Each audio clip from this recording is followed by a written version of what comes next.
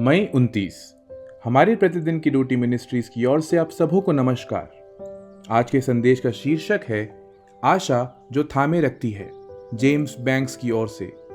आज के पवित्र शास्त्र का भाग हबक्कुक की किताब, उसका 3 अध्याय, वचन 11 से 19।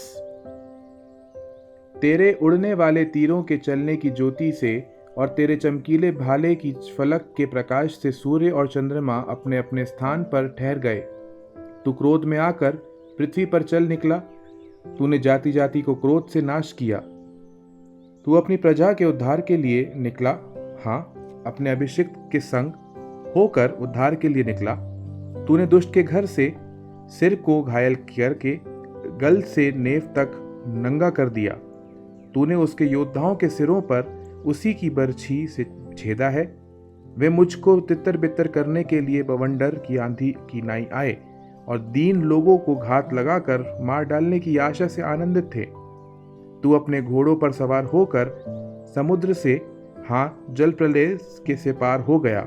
यह सब सुनते ही मेरा कलेजा कांप उठा, मेरे ऊँट थरथराने लगे, मेरी हड्डियां सड़ने लगीं और मैं खड़े खड़े कांपने लगा।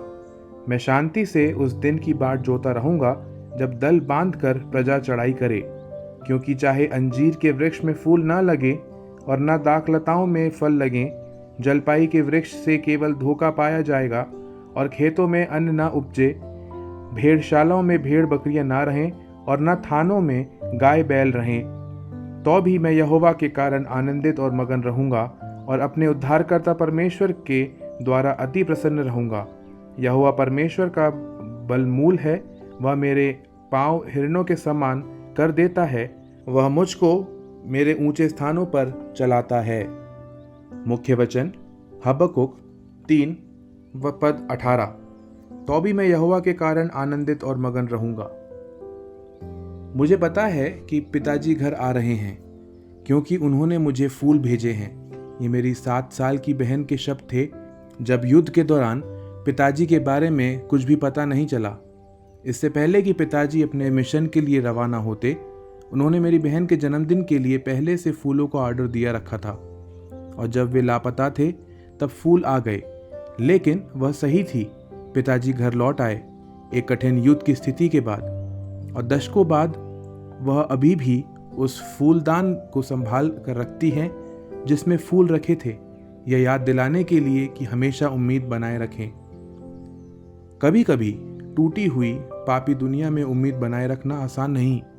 पिताजी हमेशा घर नहीं आते और बच्चों की इच्छाएं कभी कभी अधूरी रह जाती हैं, लेकिन परमेश्वर सबसे कठिन परिस्थितियों में भी उम्मीद देते हैं।